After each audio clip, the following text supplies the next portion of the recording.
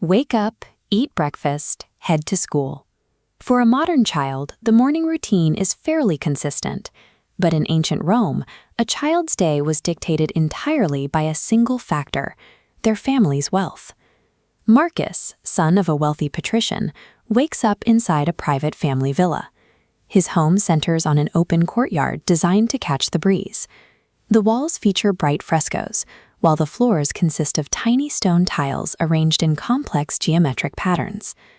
Lucius wakes up just streets away in a drastically different environment. His family rents a single room in a crowded apartment, called an insula.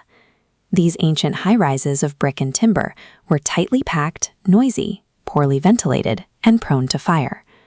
Both boys live in the capital of the greatest empire on Earth, separated by only a few blocks of cobblestone, yet they exist in entirely separate realities.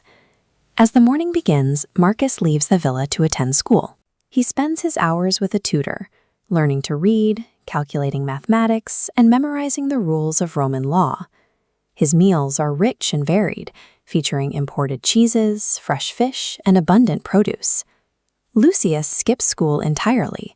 Since education carries a high cost, he stays home to assist with family labor, or navigates the streets to help with chores and errands.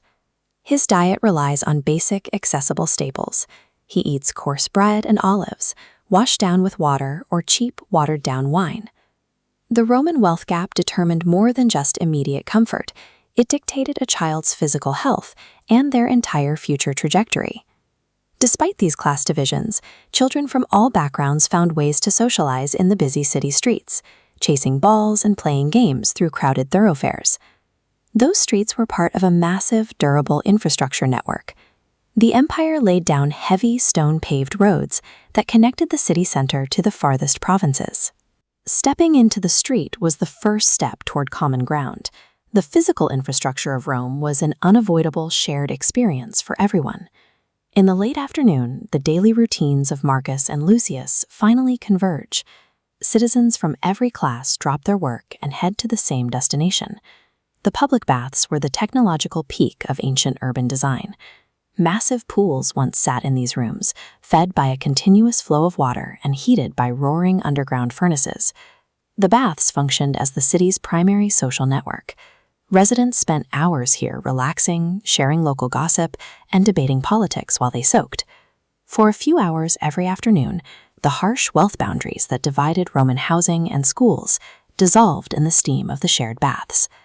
The day typically ended with the city gathering for large-scale entertainment. Thousands packed into stone theaters to watch plays and musical performances. Even larger arenas hosted massive spectacles like chariot races and gladiator fights, intended to keep the public entertained and unified. Alongside these spectacles, a shared belief in many gods and goddesses wove through every aspect of daily and public life. These public spaces, massive entertainments, and shared religions were designed to keep a highly unequal society connected and loyal to the empire. Looking past the lives of individual children reveals the sheer scale of the Roman Empire and its bustling center of civic life. Sustaining this lifestyle required enormous public works. Engineers built towering stone aqueducts across deep valleys to supply the cities and bathhouses with a constant flow of fresh water. These concepts of civil engineering, legal rights, and language spread outward to form the foundation of modern Western society. The blueprint of shared community spaces, civil laws, and urban infrastructure still shapes how we live together today, a physical legacy that outlived every emperor and battlefield.